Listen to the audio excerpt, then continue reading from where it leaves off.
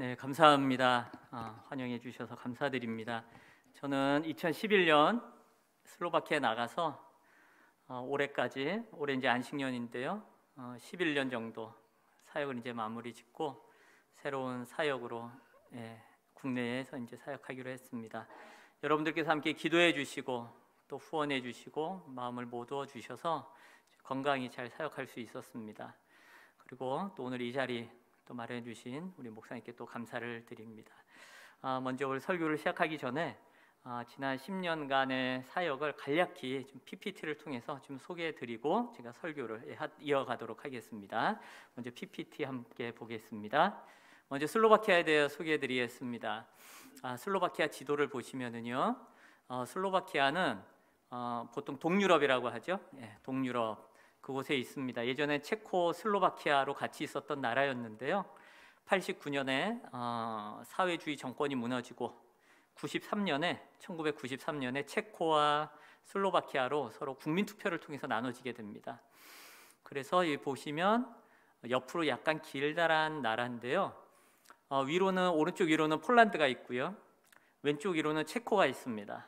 그리고 잘 안 보이시지만 오른쪽으로는 살짝 있는데 우크라이나가 있고 왼쪽으로는 오스트리아가 있습니다. 그리고 밑에 헝가리가 있죠. 그래서 한 5개국에 이렇게 둘러싸여 있어서 주변 나라의 영향을 아주 많이 받는 나라입니다. 특히 EU 안에 가입해 있다 보니까, 그리고 유로존에 가입돼 있어서 독일에 전적으로 의지하며 살아가는 그런 나라라서 주변의 나라에 강한 영향을 받고 있고요.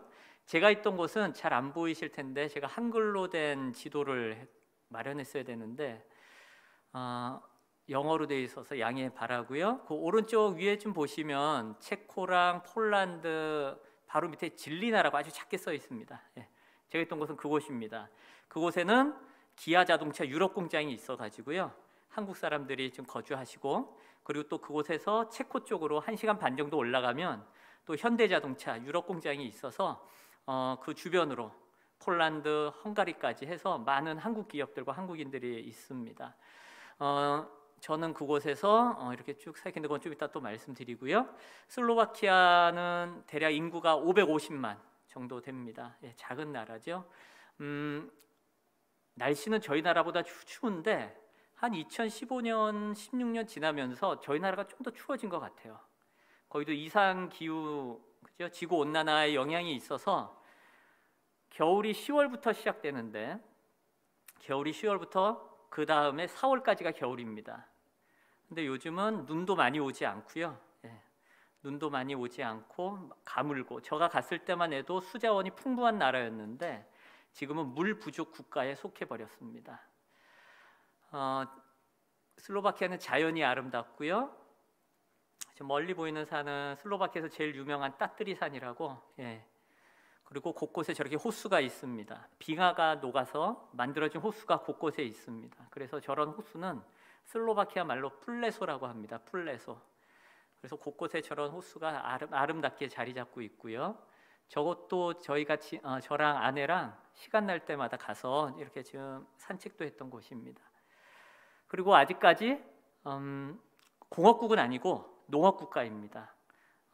공산주의가 무너지고 외국 자본을 유치해서 성공한 국가에 들어가기는 하지만 아직까지 전반적으로는 농업과 축산업 위주의 나라이고요. 그래서 저렇게 산에 들어가면 양을 많이 치고 있습니다. 그래서 산에 들어가면 아직도 양을 치고 목동들도 만날 수 있고요. 그 양을 치는 강아지도 만날 수 있습니다. 하나 더 넘겨주셔요. 슬로바키아 종교는 60% 이상이 천주교입니다. 저희 빨갛게 표시된 부분이 천주교가 강한 곳이고요. 그리고 왼쪽에 동쪽으로 노란색과 파란색이 있는 곳은 약간 개신교가 강하다라는 의미입니다. 그래서 한 60% 이상이 천주교인데 10%가 개신교예요. 근데 그 10% 중에서도 90%는 루터교입니다. 루터교는 저희 나라에는 좀 익숙하지 않지만 예배 형식이 천주교랑 크게 다르지 않습니다. 그리고 루터교 목사님들은 다 사제복을 입고 예배를 집전하다 보니까 천주교가 60%, 루터교가 대략 9%, 9.5% 정도 되는, 그러니까 아주 형식적인 그러한 형식적인 기독교 국가라고 할 수가 있겠습니다.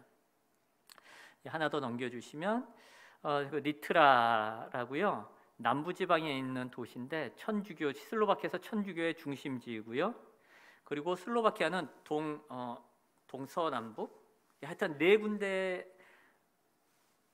정도의 아주 중요한 천주교 도시가 있는데 바티칸에서 직접 주교를 파송을 하죠.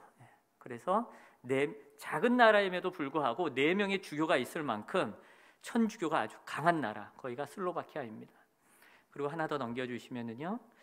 근데 저 나라가 문제가 무엇인가 하면 어떤 복음주의적인 그러한 신앙보다는 아주 형식적이고, 그리고 그러한 천주교가 국가 자체가 그냥 천주교 중심, 오래된 그런 천주교 중심의 국가이다 보니까 어떤 복음적이고 살아있는 신앙보다는 저런 에큐메니칼 모임을 많이 합니다. 에큐메니칼 모임에는 천주교 사제도 오고요, 저 같은 개신교 목사도 오고요, 심지어 유대교 랍비도 옵니다. 유대교 랍비도 오고, 그리고 저희 나라에서 이단으로 알려진 이단에 속한 그 목회자라고 하긴 뭐하고, 그런 대표들도 같이 저 모임에 참석을 해서 정기적인 모임을 갖고 있죠. 그것을 분별해 내지를 못합니다. 저들은요. 한 번은 어떤 일이 있었는가 하면 수도인 브라티슬라바에 구원파 사람들이 개신교 신학교를 빌려서 개신교 목회자들을 모아놓고 강의를 한 일이 있었어요. 근데 그들은 그게 이단인지도 모르고 강의를 들었죠.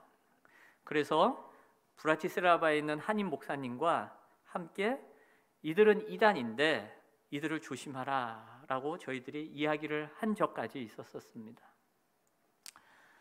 그래서 슬로바키아는 천주교 중심의 나라, 아주 형식적이고, 그러다 보니까 복음적인 것에 대하여 그다지 관심이 없는 나라가 바로 지금 슬로바키아입니다. 하나 더 넘겨주십시오. 그곳에서 저는 진리나 한인교회 사역을 했습니다. 2004년에 기아 자동차가 이제 공장 설립을 위해서 그 슬로바키아에 처음 들어갔었고요. 2006년부터 공장을 가동하면서 2006년부터 진리나 한인교회가 세워졌습니다. 그리고 저는 2011년에 이제 가서 저 교회에서 사역을 했고요. 하나 넘겨주십시오. 저희가 지냈던 진리나라는 도시의 광장입니다. 대부분의 유럽에는요, 광장을 중심으로 교회가 있고 그 옆에 극장이 있고, 그리고 그 근처에 또 시청이 있습니다. 저 사진에선 잘 보이지 않는데 저 교회 뒤편에 시청이 있습니다. 그래서 광장 중심으로 그렇게 삶의 터전이 형성되는 게 유럽이고요. 저 교회는 천주교 교회입니다. 성 바울 교회, 13세기에 세워졌으니까 800년 된 교회예요. 800년 전 세워진 형태가 거의 유지되고 있는 교회고요. 그 다음이요, 저 교회 뒤로 있는 광장인데요. 유럽 사람들은 아침에 한 6시, 더 빠르면 5시에도 출근을 합니다. 그리고 퇴근 시간이 2시, 3시예요. 그리고는 오후 시간은 저렇게 광장에 있는 테라스에 모여서 차를 마시면서 담소를 나누거나 아니면 자기 집을 관리하는 게 그 사람들의 유일한 낙이에요. 저희가 만났던 현지 사람은 1년 동안 돈을 벌어서 가족들하고 여행 가는 거, 그게 목표인 거예요. 그냥 그렇게 살아가는 거예요. 늘 그게 반복되는 삶이죠. 한 장 또 넘겨주십시오. 저희 진리나 한인교회가 새들어 살았던 건물입니다. 저희가 한 상가 귀퉁이를 임대해서 썼었고요. 그 앞에 아우디가 세워져 있는데 저 아우디는 제 차가 아닙니다. 저기 보시면 저 뒷자락이 이렇게 나오는데 저기에 카렌스가 저희 교회 차예요. 기아차. 교회 차는 기아차를 사야 된다 그래가지고 기아차를 샀어요. 기아차 잘 만듭니다, 여러분. 한 장 더 넘겨주셔요. 저희가 주일 드렸던 예배 많으면 30명. 2016년에 기아차가 한창 잘 팔릴 때는 저 자리가 꽉 차서 밖에까지 앉았던 적도 있었고요. 근데 보통 한 20명, 30명 예배드립니다. 아이들은 한 12명에서 15명 정도 됩니다. 이제 코로나가 막 시작될 때 저희가 주일학교 모임을 했던 때라 마스크를 쓰고 아이들이 모여서 주일학교 모임을 했었고요.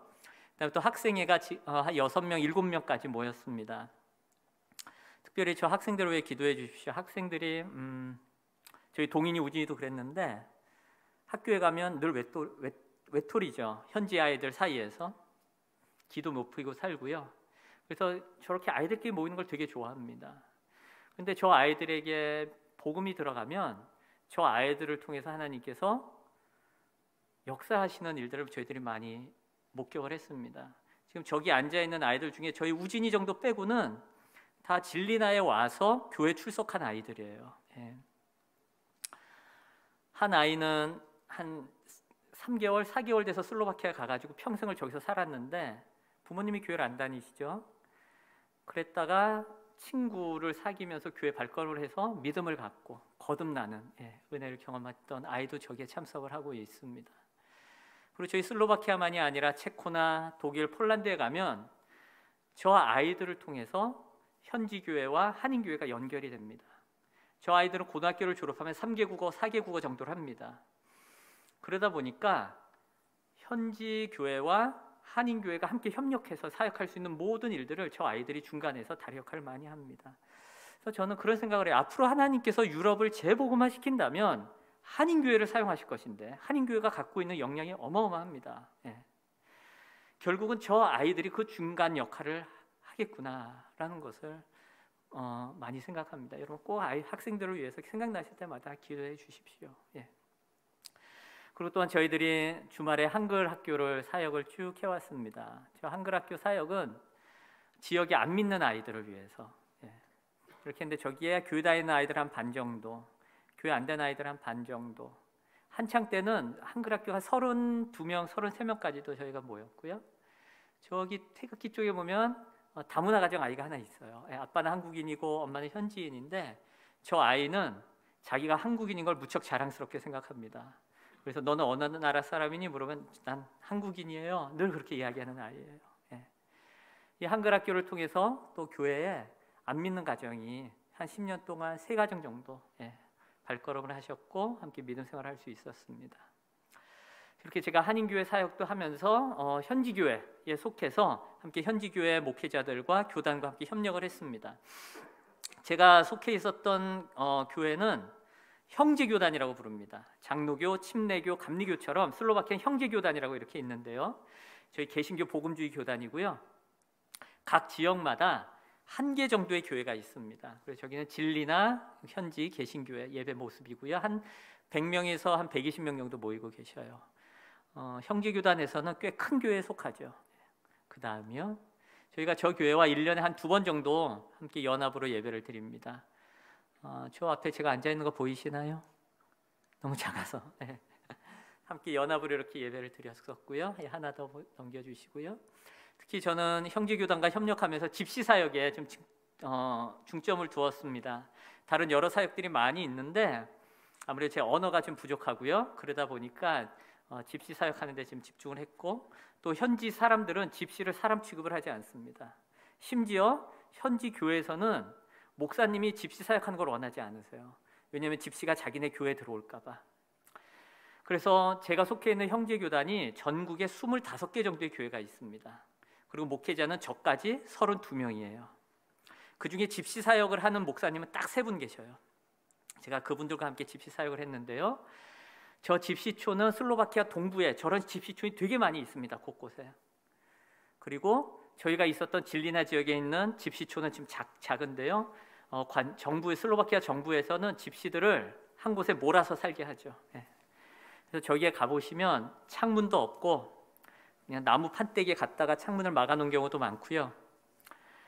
그 안에 들어가면 바닥이 마감질이 안 돼 있고 다 흙바닥입니다. 흙바닥이고 한쪽에 그냥 매트리스가 깔려 있고 그 지저분한 매트리스 그냥 깔려 있고 그냥 한쪽에 한 30-40년대 오븐 하나 이렇게 벽에 붙어 있고 화장실 그런 거 다 그냥 한 공간 안에 같이 있는 거죠. 거기에서 7-8식구가 같이 살아갑니다. 그러다 보니까 원래 세계관 자체가 틀린 사람들인데 성의식 자체도 아주 낮아요. 그래서 여학생들 같은 경우는 13살, 14살 되면 임신해가지고 15살에 자기 아이 데리고 다니는 경우도 종종 있습니다. 저기 가면 엄마랑 딸이랑 같이 맞담배도 피고요. 그리고 쇼핑몰에 가면 지갑이나 이런 걸 조심해야 돼요. 그냥 가져가 버리거든요. 예. 눈 뜨고 있는데 가져가 버리고. 그러니까 우리랑 살아가는 삶의 방식과 세계관이 틀린 사람들이에요. 그러다 보니까 현지 교회에서도 저 사람들을 상대하기를 싫어합니다. 그래서 제가 속해 있는 형제교단에서는 저 집시 사역을 한 목사님들이 딱 3분 계셨어요. 그분과 함께 저도 협력 사역을 했는데요. 한 장 더 넘겨주시면, 주일 오후에 함께 약속을 해서 저렇게 집시교회를 방문하기도 했습니다. 저기 이제 가운데에서 안경 끼고 저한테 말씀 나눠주신 분이 마르틴 목사님, 마르틴 까추로 목사님. 저희가 집시교회를 한번 방문했고, 그 앞에 파란 옷을 입고 계신 분이 집시 리더예요. 저분이 복음을 듣고 은혜 받고는 자기 집을 교회로 오픈을 했습니다. 그래서 저기가 거실이거든요. 저희 가서 예배드리면 한 30명 되는 집시분들이 저기 꽉 차서 앉지도 못해요. 그냥 서서 그냥 찬양하고, 찬양에 악보도 없습니다. 악보도 없고 그냥 막 찬양을 해요. 그리고 설교 듣고 예배가 끝나는 거죠. 예배 저희 끝나고 함께 다과를 나누는데 다른 분들은 집에 가셨고 리더분들하고만 이렇게 이야기를 나누는 겁니다. 저기 우진이가 통역을 해줬어요. 네, 다음이요. 네. 그리고 저분들과 함께 한 달에 한 번 집시 평신도 지도자 성경 학교를 시작했습니다. 근데 이제 코로나가 돼가지고 지금 닫아버렸어요. 그래서 한 달에 한 번 함께 모여서 성경 강의 듣고 식사하고 함께 교제하고 그랬는데 코로나 때문에 지금 다 중단이 돼서 좀 아쉽긴 합니다. 이렇게 저는 현지교회단과 함께 또 사역을 했고요. 예, 협력을 했습니다. 여러분 꼭 집시분들 기억나실 때마다 기도해 주십시오. 예. 지난 10년 동안 저는 이런 사역들을 했었고 함께 기도해 주시고 마음을 나눠주셔서 너무나도 감사를 드립니다. 예. 때로는 여러 생각도 많이 들었었어요. 저기 있으면서 제가 잘하고 있는 건가? 예. 그럴 때마다 이상희 목사님 밑에서 배웠던 거 그거 가지고 또 사역을 해나갔고요. 또 조충현 목사님께서 격려해 주시고 하실 때마다 또 힘을 얻고 또 사역을 했습니다. 저나 저희 아내랑 이렇게 연락을 주고받기를 원하셨던 분도 계셨던 걸 아는데 때로는 마음의 여유가 없어서 저희가 이렇게 자주 연락드리지 못했습니다. 예, 그건 양해를 바랍니다. 그래도 너무나도 감사드립니다. 잘 마치고 이렇게 이제 한국에서 사역 전환을 해서 내년부터 이렇게 또 사역을 하게 됐습니다. 말씀을 함께 좀 나누기를 원합니다. 제가 지난 10년 동안 함께 봤던 것들, 그래서 정말 우리가 놓치지 말아야 될 것은 이게 아니겠는가? 이게 아니겠는가? 바로 그 말씀을 오늘 함께 나누고자 합니다. 우리 19절 말씀 함께 좀 보실까요? 19절 같이 한번 보죠. 1절 시작. 물은 내가 사랑하는 자를 책망하여 징계하노니 그러므로 네가 열심을 내라 회개하라. 자, 책망하여 징계하노니 누구를요? 내가 사랑하는 자를. 예수님께서는 교회를 사랑하셨어요. 라오디게아 교회죠. 라오디게아 교회.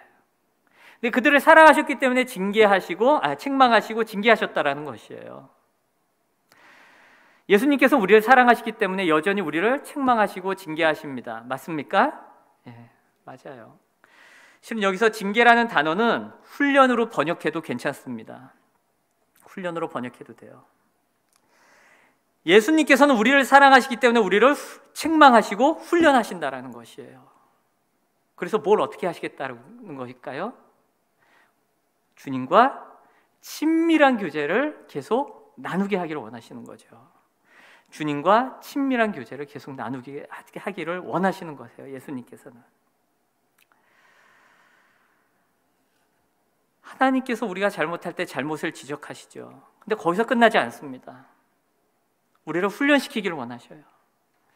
주님과 친밀한 교제를 통하여 훈련시키기를 원하셔요. 친밀한 교제를 통하여. 제가 슬로바키아에 있으면서 우리 성일교회, 우리라고 해도 되나요? 네, 안 된다고 그러면 안 하고요. 우리 성일교회 홈페이지에 종종 들어왔어요. 조충현 목사님께서 수요일마다 강의하시는 것 이렇게 음성 파일로 올리셨더라고요. 예, 그것도 들어봤어요. 아, 너무 좋겠다. 왜냐하면 슬로바키아는 그럴 수 있는 게 없거든요. 좋으셨죠, 여러분? 예. 이전에 이상현 목사님께서 목요일에 성경 공부 진행하셨고 토요일에 성경 공부 진행하셨어요. 좋으셨잖아요, 그죠? 예. 그렇게 우리가 훈련받는 목적이 무엇이에요? 하나님과 주님과 친밀한 교제를 나누는 거잖아요. 주님과 친밀한 교제를 나누는 거. 10년 동안 슬로바키아에 있으니까 제일 중요한 게 그거더라고요. 제일 중요한 게 그거더라고요. 아내랑 슬로바키아에 나갔던 첫 해, 예상치 못한 일을 만났습니다. 진짜 예상치 못한 일을 만났어요. 2달 만에. 아내한테 제가 그 이야기 와서 아내한테, 여보야, 아무래도 우리가 이 교회를 떠나야 될런지도 모르겠다. 근데 제가 이런 표현을 쓰는 거 양해해 주시죠. 쪽팔려서 한국은 못 들어가겠고 아무래도 현지인 사역을 완전히 가야 될 것 같다. 또 저희 나갈 때 여기에 플래카드까지 붙여주셨잖아요. 파송식 파송식까지 받고 봤는데 어떻게 들어와요? 예. 아, 왜 여기 있어야 되나 우리가? 아내하고요, 슬로바키아 하늘에 날아가는 비행기를 보면서 1, 2년 동안 정말 울었어요. 오고 싶어가지고. 왜 우리가 여기 있어야 될까? 근데 10년 지내보니까 그곳에서 주님께서는 저희 아내가 정말 주님과 친밀한 교제를 나누기를 원하셨구나라는 것을 알게 됐습니다. 예수님께서 라오디게아 교회에 그것을 원하셨듯이 우리 성일교회도 그것을 원하신 줄로 믿습니다. 그래서 19절 끝에 이렇게 말씀하죠. 내가 열심을 내라, 회개하라. 열심을 내라, 회개하라. 자, 보세요. 그 위에 15절 말씀, 저희가 읽진 않았지만 성경에 보시면 15절 말씀이 뭐라고 말씀하세요? 내가 차든지 뜨겁든지 하기를 원하노라. 예. 아, 제가 왜 저기다 더웁든지라고 썼는지 모르겠네, 타이핑을. 예. 뜨겁든지 하기를 원하노라, 그죠? 예. 이것과 유사한 똑같은 얘기예요. 열심을 내라라는 것은요, 그냥 단순히 교회를 열심히 해라라는 의미가 아니라 이 15절 말씀과 연관해서 보셔야 돼요. 차든지 뜨겁든지 하기를 원한다. 예? 주님 앞에 분명한 태도를 취하라는 것이죠. 여러분, 영적으로 지금 무감각합니까? 영적으로 나태해 계십니까? 주님 앞에 분명한 태도를 취하시기를 바랍니다. 그러기 위해서는 주님과 친밀한 교제를 이어가셔야 돼요. 친밀한 교제를. 지난 10년 동안 주님께서 나에게 가장 원하셨던 게 그거구나. 혹시 우리가 미지근한 상태에 있다면 주님께서 우리를 책망하실 거예요. 그리고 우리가 훈련받기를 원하실 거예요.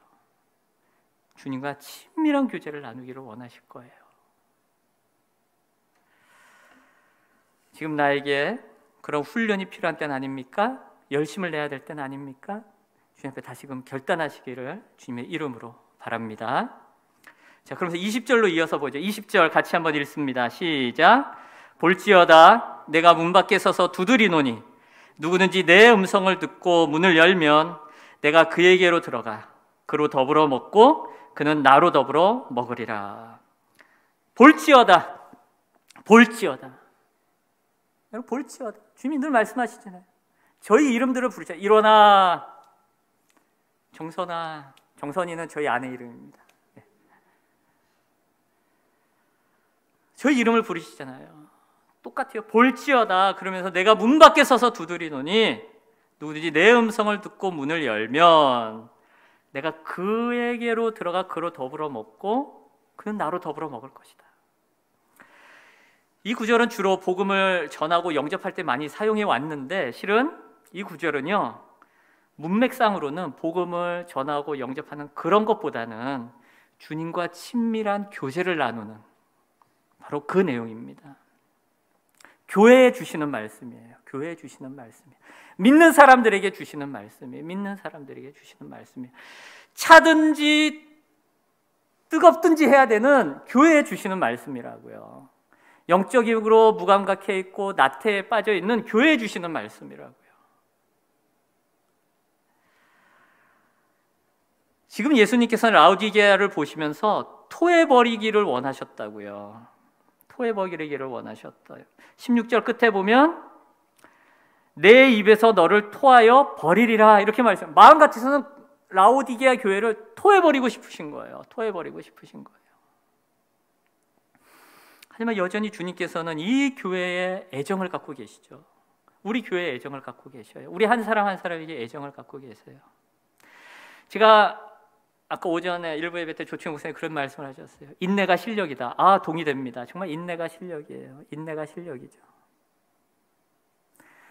제가 10년 동안 그곳에 있으면서 설교를 하면서 성도분들 목양하면서 늘 했던 이야기 중에 하나가 그런 게 있었습니다.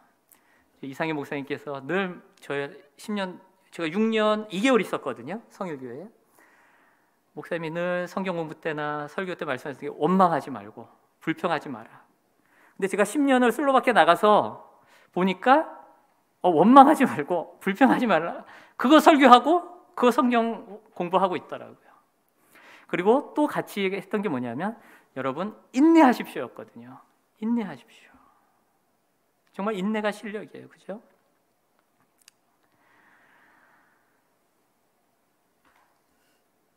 주님께서는 우리를 딱 볼 때 정말 마음 같아서는 토해버리고 싶은 상태에 지금 우리가 있는지 모르겠어요.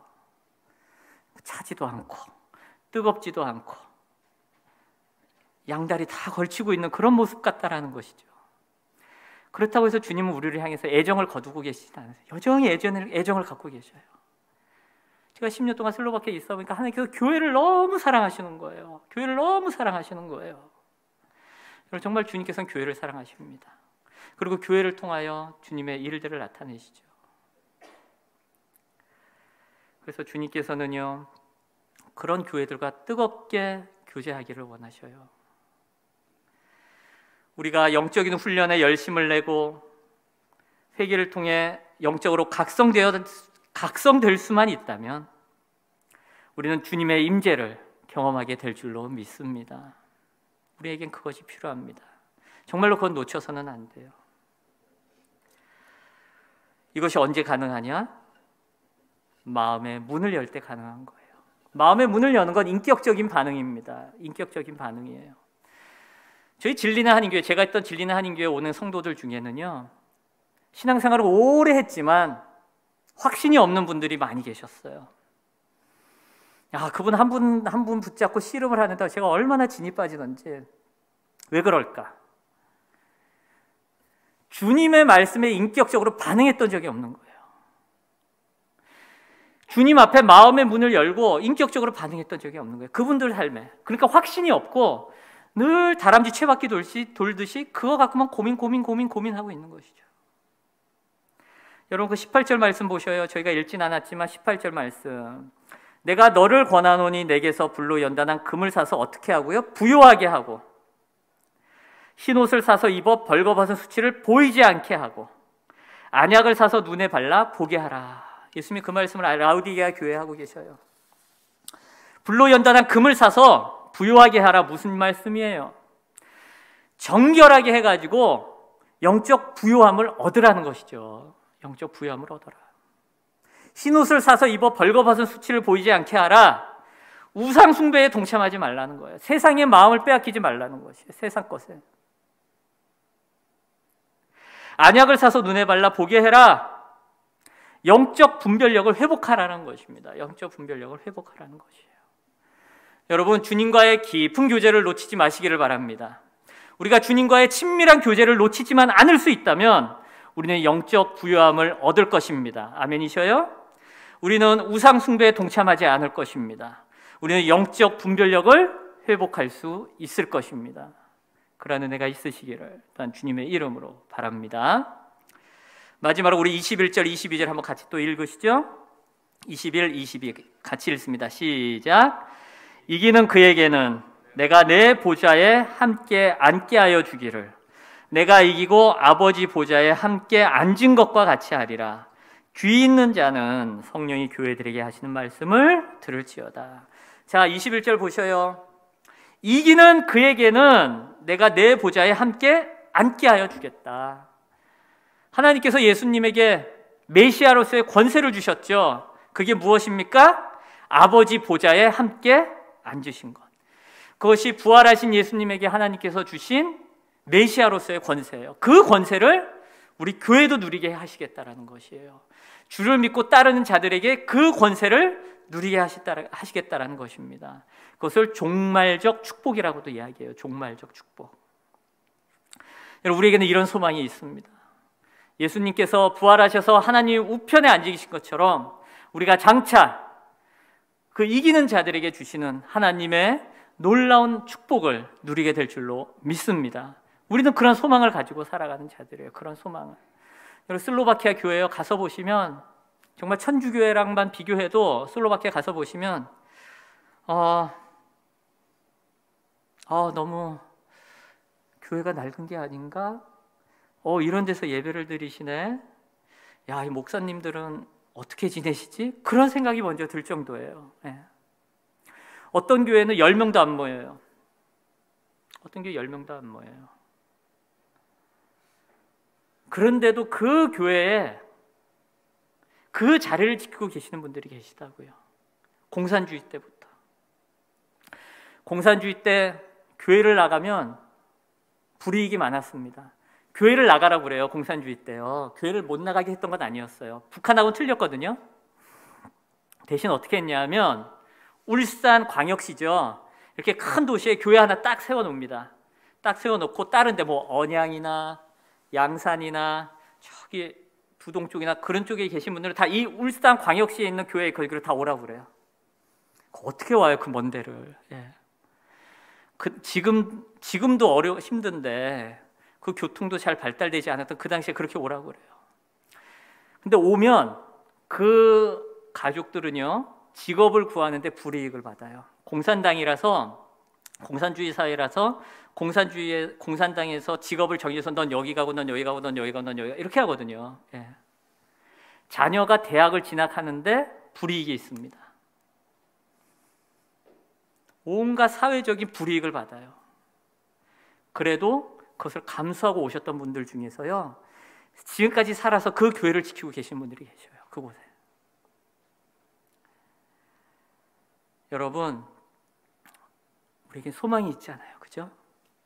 예수님께서 하나님 보좌 우편에 앉아 계신 것처럼 이기는 자에게 하나님께서 주실 그 축복, 우리는 그 소망 하나 가지고 살아가시기를 바랍니다. 그거 하나 붙잡고 우리는 살아가야 돼요. 그러기 위해서 우리가 놓치지 말아야 될 것이 있어요. 무엇이라고요, 여러분? 주님과의 친밀한 교제. 이건 절대 놓치지 마십시오, 여러분. 자, 이제 다음 주면 2021년 마지막 예배예요. 이제 2021년이 열흘 남짓 남았습니다. 여러분 결단하십시오. 내년에는 내가 성경을 하루에 10장씩 읽어보리라. 하루에 30분 이상씩 기도해보리라. 여러분 결단하십시오. 결단하십시오. 그리고 내가 신앙생활한 연수가 있는데 하루에 30장은 읽어야지. 기도 1시간 이상은 해야지.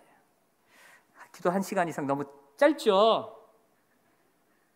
짧죠? 네. 제가 진리나교에서 사역할 때 기도 하루에 1시간 이상 해라 했더니 반응이 없으시더라고요. 여러분 기도하시고 성경 읽으신 일을 꾸준히 해나가셔야 돼요. 주님과의 친밀한 교제를 계속 이어가셔야 합니다.